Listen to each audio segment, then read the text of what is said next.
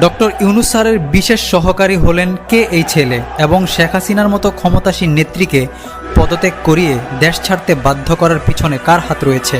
সমন্বয়কদের main leader এবং মূল মাস্টারমাইন্ড কে থাকছে আজকের ভিডিওতে।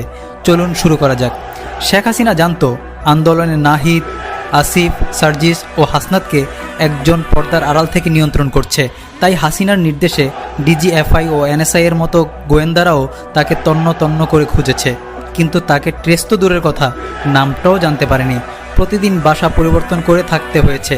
তাকে খুঁজে বের করার জন্য ঢাকা ট্রাইবুন ও দৈনিক ইত্তেফাক সহ বেশ কয়েকটি সংবাদ মাধ্যমে প্রতিবেদন করা হয়েছিল, কিন্তু তাকে কেউ খুঁজে পায়নি।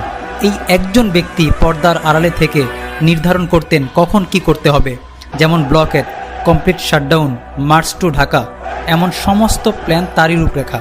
এক কথায় হাসিনা সরকার পতনের